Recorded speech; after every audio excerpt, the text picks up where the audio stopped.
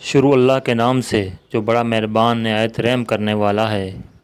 حضرت امام حسین علیہ السلام نواسۂ رسول، حضرت علی کرم اللہ وجہ الکریم اور حضرت فاطمۃ الزہرا رضی اللہ تعالی عنہا کے صاحبزادے تھے۔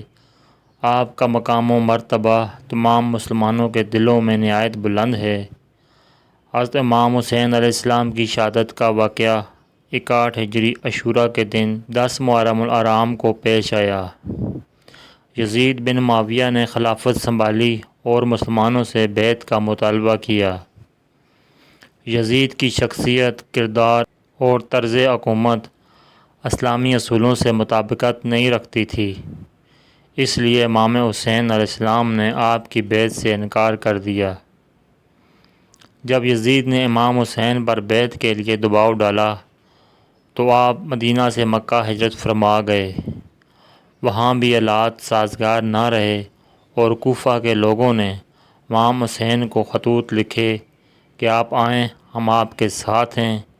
آپ نے مسلم بن عقیل کو پہلے کوفہ روانہ کیا، لیکن کوفہ کے حالات بدل گئے اور مسلم کو شہید کر دیا گیا۔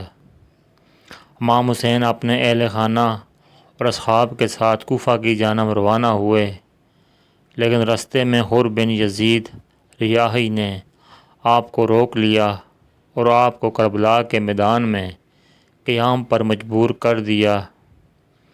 یہ واقعہ 2 محرم کو پیش آیا۔ یزیدی لشکر کی جانب سے پانی بند کر دیا گیا۔ امام حسین اور ان کے اہل بیت 3 دن سے پیاسے تھے۔ 10 محرم کو جنگ شروع ہوئی۔ امام حسین کے تمام وفادار ساتھی، جن کی تعداد تقریباً 72 تھی، ایک ایک کر کے شہید ہو گئے۔ حضرت علی اکبر، حضرت قاسم، حضرت عباس علمدار، حضرت علی اصغر جیسے پیارے رشتہ دار شہید ہو گئے۔ آخر میں امام حسین خود میدان میں آئے، بے مثال شجاعت کے ساتھ لڑے، لیکن ظالموں نے آپ پر چاروں طرف سے حملہ کر کے شہید کر دیا۔ شمر لعین نے آپ کے گلے پر خنجر چلایا اور سجدے کی حالت میں آپ کو شہید کیا۔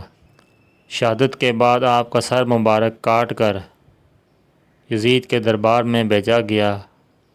آپ کے اہل بیت، خواتین اور بچوں کو قید کر کے کوفہ اور پھر شام لے جایا گیا۔ یہ سفر بھی نہایت اذیت ناک تھا۔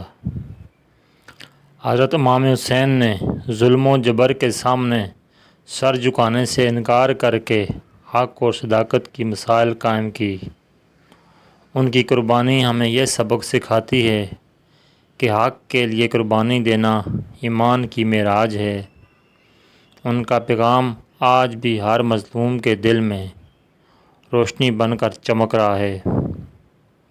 ناظرین کرام، اگر آپ کو کربلا کا واقعہ پسند آیا تو لائک کیجیے اور میرے چینل کو سبسکرائب کیجیے۔